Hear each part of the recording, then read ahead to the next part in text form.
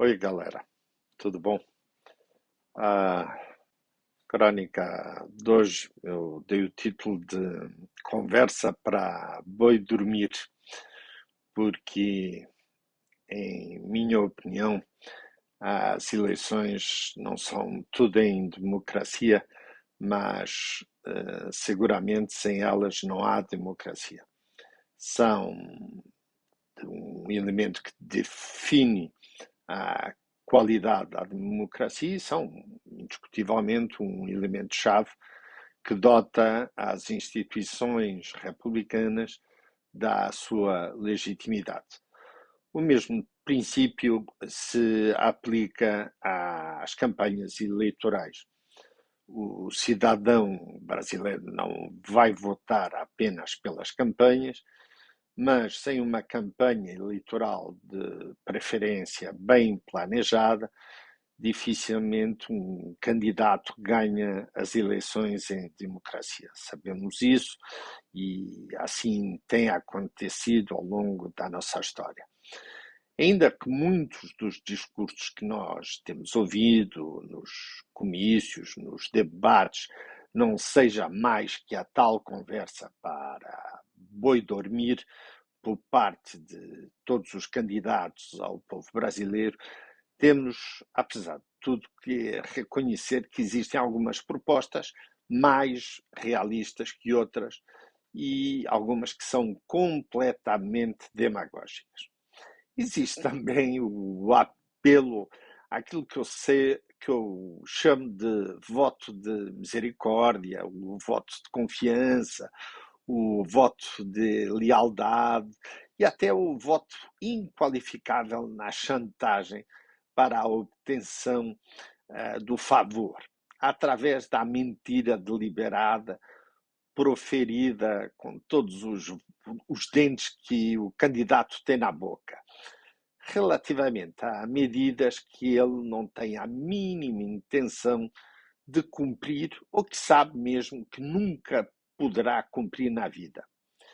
Aliás, eu acho que se a Academia de Artes e Ciências Cinematográficas de Hollywood atribuísse uma nova categoria de Oscar que premiasse a melhor conversa para boi dormir, de certeza que nós, por cá no Brasil, iríamos ter vários candidatos, e sérios candidatos, a ganhar o Oscar para melhor candidato de 2022.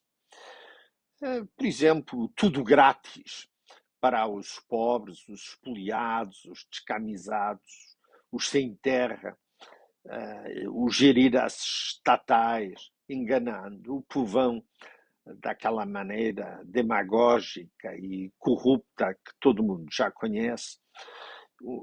Dessa forma, um dia, quem acaba pobre seremos todos nós, sem exceções, menos os líderes desses tais partidos, em que o paraíso socialista na Terra, totalmente grátis, é financiado exatamente por quê? Pergunta. Bom, a resposta é fácil e nós já temos sentido isso, por impostos estratosféricos, pois claro, que todos nós estamos vindo a pagar.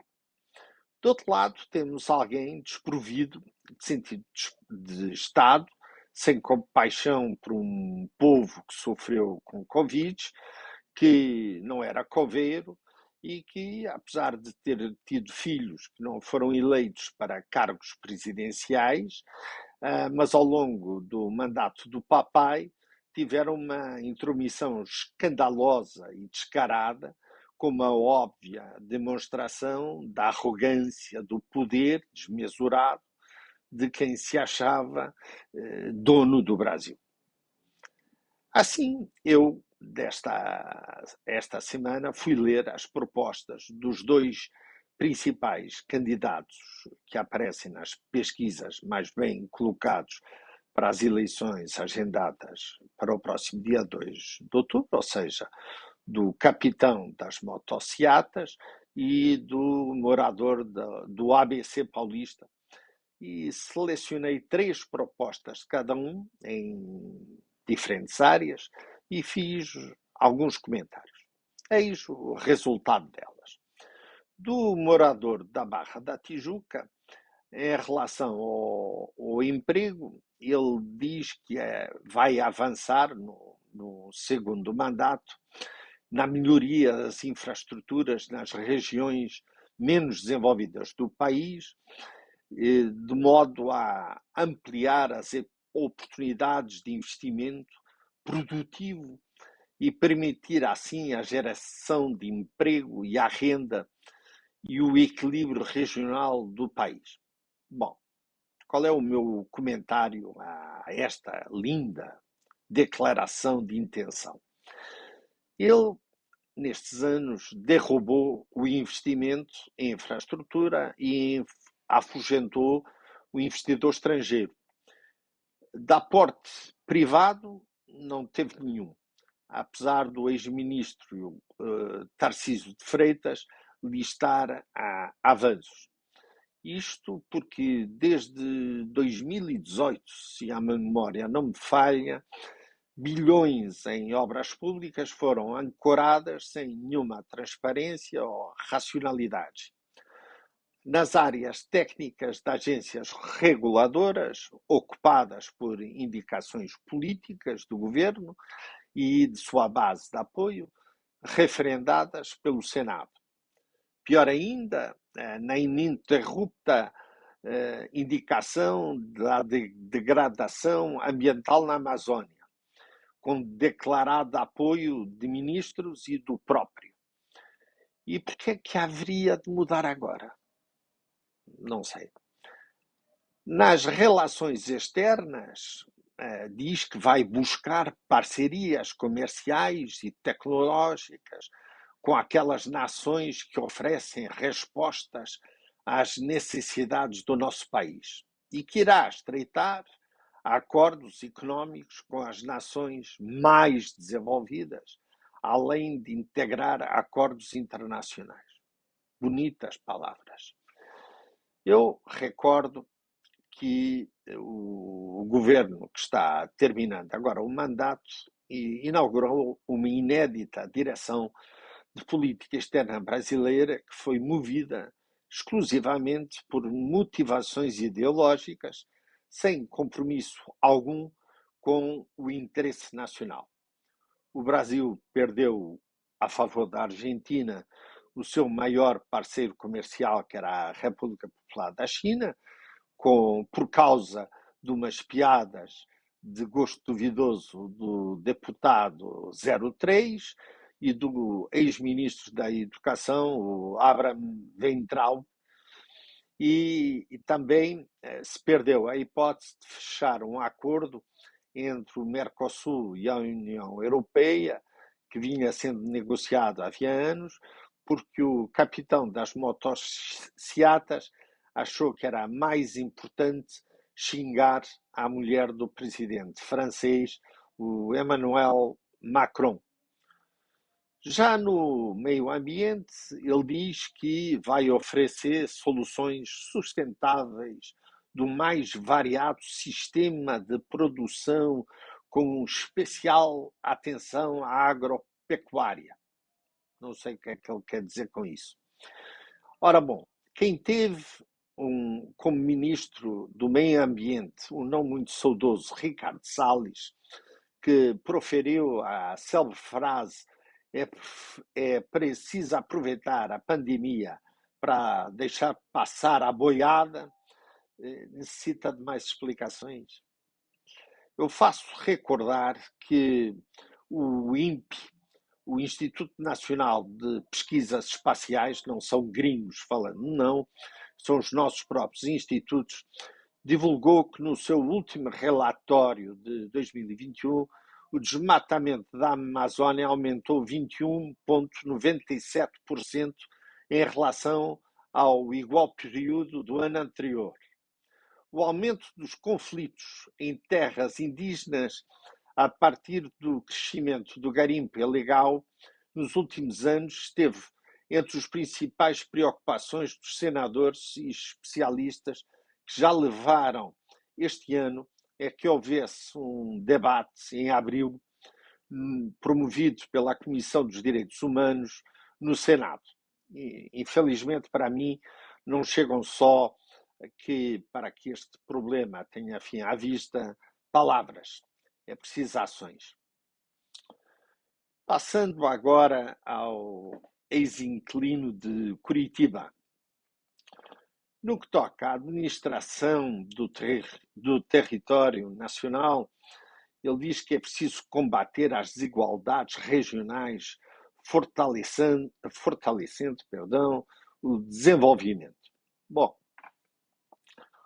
eu recordo que uma boa dose da pobreza, por exemplo, do Nordeste brasileiro, se deve ao ciclo das chuvas, que é incerto e não sabido, e que pode ocorrer de 2 em 3 anos, e haver uma chuva, e depois pode haver 7 anos sem chuva. Ninguém sabe ao certo o prazo.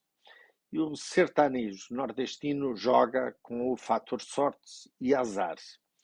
Ora, o morador em São Bernardo do Campo sabe disso, até porque nasceu no Nordeste.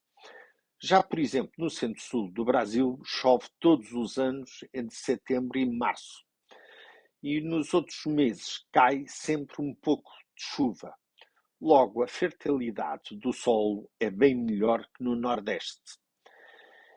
Todos nós sabemos que fenómenos como o El Niño têm um papel preponderante nisso e afetam o clima na escala planetária, onde a preservação do nosso património ambiental não afeta só o Brasil, mas o mundo inteiro.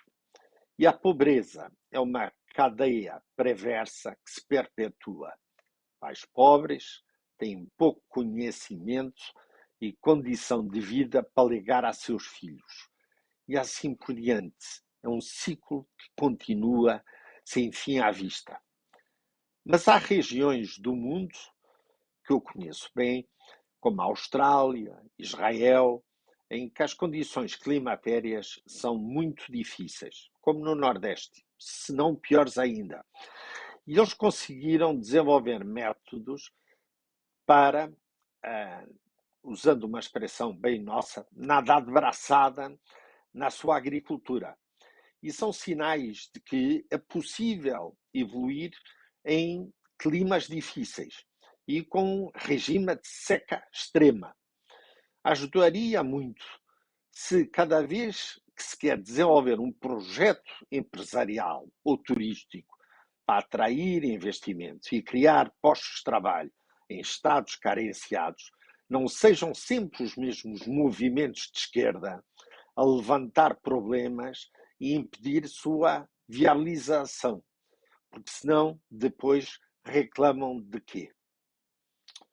No que toca aos impostos, diz o tal candidato de São Bernardo do Campo que é preciso fazer os ricos pagarem imposto de renda. Bom, muitos dos ricos nós sabemos que já têm dinheiro na Suíça e em Miami. Mas, passando por cima desses pequenos pormenores, para ele, cá está, é conversa para boi dormir. É preciso que haja projetos com alta capacidade para induzir o crescimento e promover a igualdade e gerar ganhos de produtividade. O meu comentário é este. Eu estou completamente de acordo que haja necessidade de uma reforma fiscal a nível federal no Brasil. Contudo, duvido muito que seja coincidente com aquele que o ex-líder sindical tem em mente.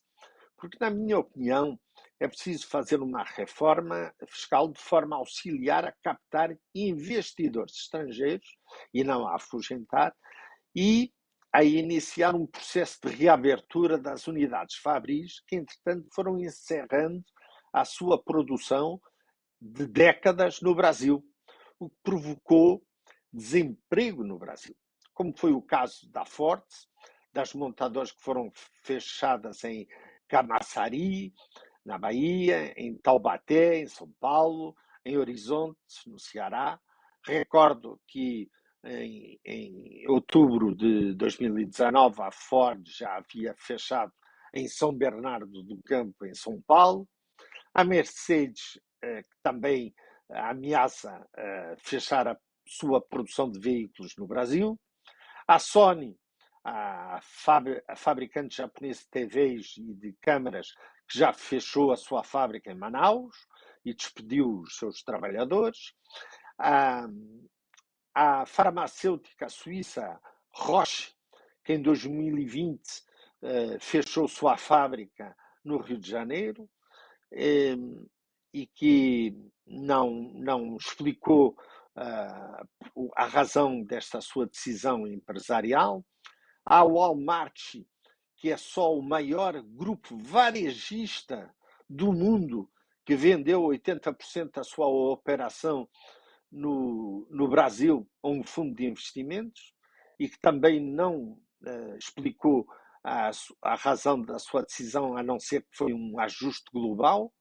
A Reuters, que é uma empresa norte-americana que encerrou as suas atividades no Brasil em 2019. A Wendy's, que é uma rede americana de hambúrguer que fechou as lojas que tinha em São Paulo e também não explicou motivos dessa sua decisão.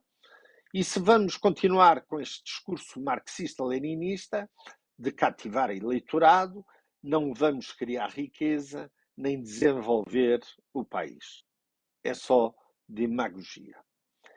No que toca à administração, dizendo que quer assegurar a base dos princípios de Estado Democrático de Direito, lá temos palavras muito bonitas, dizendo que se vai combater a corrupção e que sejam restabelecidos os princípios do Estado de Direito.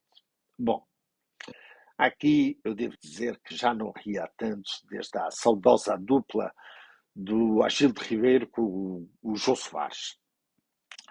Ter o ex-líder sindicalista a falar de combate à corrupção, logo eu, soa meio estranho ter um candidato à República a falar de justiça brasileira quando ele, em janeiro de 22, viu todos os processos que tinha contra si ser arquivados, não porque foi reconhecida a sua inocência, mas porque os processos prescreveram.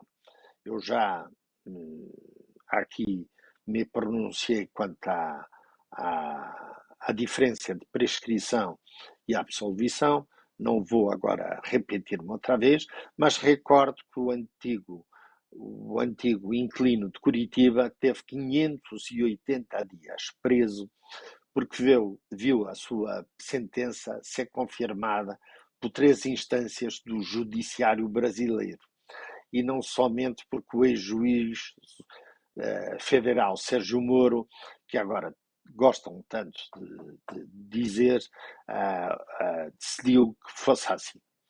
Em conclusão, mesmo que todo o mundo ache que os candidatos façam durante as campanhas algumas promessas exageradas, exige mesmo assim alguma moderação na narrativa e tudo o que toca a mentiras, teorias conspirativas, porque mais do que a eles tiram a seriedade ao Brasil, porque espalham falta de qualidade na sua classe dirigente.